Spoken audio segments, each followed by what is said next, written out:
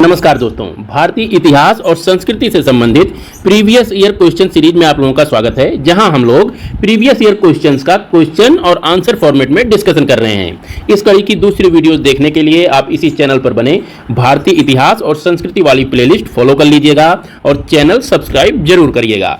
देर न करते हुए बात करते हैं पहले प्रश्न की। तो यहाँ पर पूछा जा रहा है कि किस महाजनपद की राजधानी को पुराणों में मालिनी की संज्ञा दी गई है। तो उत्तर है इसका चंपा। चंपा किस महाजनपद की राजधानी थी? तो ये अंग महाजनपद की राजधानी हुआ करती थी चंपा, और चंपा को पुराणों में मालिनी के नाम से संबोधित किया गया है। अंग के बारे में एक और इंपॉर्टेंट फैक्ट याद रखिएगा कि ये 16 महाजनपदों में सबसे पूर्व में अवस्थित था। वहीं अगर आप लोगों से पूछे कि सबसे दक्षिण में अवस्थित कौन सा महाजनपद था, तो ये अस्मक महाजनपद था। ये सबसे दक्षिण में अवस्थित था और अंग महाजनपद सबसे पूर्व में अवस्थित था। इसकी राजधानी चंपा थी, जिसे पुराणों में मालिनी के नाम से जाना गया है। अगले प्रश्न में पूछा गया है कि नचिकेता और यम के बीच सुप्रसिद्ध संवाद किस उपनिषद में उल्लिखित है। इसका उत्तर है कठोपनिषद। कठोपनिषद में नचिकेता और यम के बीच संवाद का उल्लेख किया गया है। अगले प्रश्न में पूछा जा रहा है कि ऋग्वेद में कई ऋचाओं में प्रयुक्त शब्द अघन्या किसको संदर्भित करता है। तो अघन्या शब्द का प्रयोग गाय के लिए ऋग्वैदिक काल के लोग करते थे। हमारे यहाँ वेद 4 हैं जिन्हें आप रसिया कोड के जरिए याद रख सकते हैं। आर से ऋग्वेद, एस से सामवेद, वाई से यजुर्वेद और ये से अथर्ववेद। अथर्ववेद में टोने टोटके से संबंधित बातें हैं, यजुर्वेद में यज्ञीय कर्मकांड से संबंधित बातें हैं, वहीं सामवेद में संगीत से संबंधित बातें हैं और ऋग्वेद में देवताओं से संबंधित ऋचाएं हैं, यानी उनकी स्तुति की गई है। चौथे प्रश्न में पूछा जा रहा है कि किस उपनिषद में चारों आश्रमों का सर्वप्रथम उल्लेख आया है। तो इसका उत्तर हो जाएगा जबालोपनिषद। जबालोपनिषद में पहली बार चारों आश्रमों का उल्लेख किया गया है। आगरा के किले की मोती मस्जिद का निर्माण किस शासक ने कराया था? तो इसका उत्तर है शाहजहां। यहाँ पर ध्यान दीजिएगा कि भारत में 2 मोती मस्जिद काफी प्रसिद्ध हैं। इनमें से जो पहली मोती मस्जिद है वो आगरा के किले में अवस्थित है, और जो दूसरी मोती मस्जिद है ये दिल्ली के लाल किले में अवस्थित है।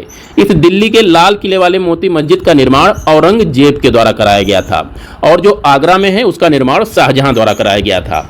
तो इन दोनों मोती मस्जिदों के बारे में याद रखिएगा। छठे प्रश्न में पूछा गया है कि यवन राजदूतों में से किसने भागवत उपाधि धारण की थी। तो इसका उत्तर है हेलियोडोरस। हेलियोडोरस ने भागवत उपाधि धारण की थी, और यह एक ग्रीक यानी यवन राजदूत था जो मौर्य काल के दौरान भारत आया था।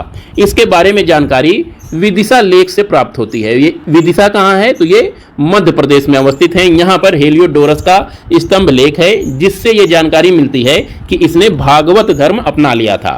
7वें प्रश्न की बात कर लेते हैं। तो यहाँ पर पूछा जा रहा है कि प्राचीन भारत के इतिहास के संदर्भ में भवभूति, हस्तिमल तथा क्षेमेश्वर क्यों प्रसिद्ध थे। तो ये सभी लोग प्राचीन नाटककार थे, नाटक इनके द्वारा लिखे गए हैं, इसीलिए भवभूति, हस्तिमल और क्षेमेश्वर काफी प्रसिद्ध हैं। 8वें प्रीवियस ईयर क्वेश्चन में पूछा जा रहा है कि किस मुगल शासक के राज्यकाल में योग वशिष्ठ का निजामुद्दीन पानीपती द्वारा फारसी में अनुवाद किया गया। तो इसका उत्तर है अकबर। अकबर के शासनकाल में योग वशिष्ठ का फारसी भाषा में अनुवाद निजामुद्दीन पानीपती द्वारा किया गया था। और योग वशिष्ठ किस भाषा की रचना है? तो ये मूल रूप से संस्कृत की रचना है, जिसे फारसी में अनुवादित निजामुद्दीन पानीपती के द्वारा किया गया था। अकबर के द्वारा ही अनुवाद विभाग की भी स्थापना की गई थी। तो ये इंपॉर्टेंट फैक्ट है। योग वशिष्ठ के बारे में कई बार पूछा गया है कि इसका अनुवाद संस्कृत से फारसी में किसने किया था। निजामुद्दीन पानीपती का नाम याद रखिएगा। 9वें प्रश्न में पूछा जा रहा है कि बौद्ध संगीतियों का आयोजन किस प्रयोजन के लिए किया गया था। तो इनका आयोजन बुद्ध की शिक्षाओं के समाकलन तथा बौद्ध धर्म से संबंधित विवादों के निपटारे के लिए किया गया था। कुल मिला के 4 बौद्ध संगीतियां हैं जो काफी इंपॉर्टेंट हैं। इनके बारे में जानकारी मैं कई बार बता चुका हूं, तो आप लोग कमेंट में इन चारों बौद्ध संगीतियों के बारे में जितना भी हो सके लिखिएगा। 10वें प्रश्न की बात करें तो यहां पर पूछा जा रहा है कि त्रिपिटक के कितने अंग हैं। तो त्रिपिटक के 3 अंग हैं, जैसा कि यहां पर लिखा ही हुआ है त्रिपिटक। त्रि का मतलब होता है 3 और पिटक का मतलब पिटक। तो 3 पिटक हैं, विनय पिटक, सुत्त पिटक और अभिधम्म पिटक। विनय पिटक में बौद्ध भिक्षुओं के सोने, खाने पीने, आचार व्यवहार से संबंधित नियमों का संकलन है। सुत्त पिटक में भगवान बुद्ध के द्वारा दिए गए उपदेशों का संकलन है, और अभिधम्म पिटक में बौद्ध धर्म के दर्शन का संकलन है। 11वें प्रश्न में पूछा जा रहा है कि अमीर खुसरो रचित खजाइन उल फतूह किस शासक के संबंध में जानकारी देता है। तो इसका उत्तर है अलाउद्दीन खिलजी। अलाउद्दीन खिलजी का दरबारी इतिहासकार अमीर खुसरो था, और इसके द्वारा खजैन उल फतूह नामक पुस्तक की रचना की गई थी। 12वें प्रश्न में पूछा गया है कि दिल्ली सल्तनत की आधिकारिक भाषा क्या थी। तो दिल्ली सल्तनत में फारसी आधिकारिक भाषा थी। ये कुछ इंपॉर्टेंट फैक्ट्स एंड फिगर थे आज के लिए। कल फिर मिलते हैं दूसरी वीडियो में, तब तक के लिए नमस्कार। और हाँ, अगर अभी तक आपने चैनल सब्सक्राइब नहीं किया है तो प्लीज चैनल सब्सक्राइब करें, लाइक करें और अपने दोस्तों के साथ भी शेयर करें। नमस्कार।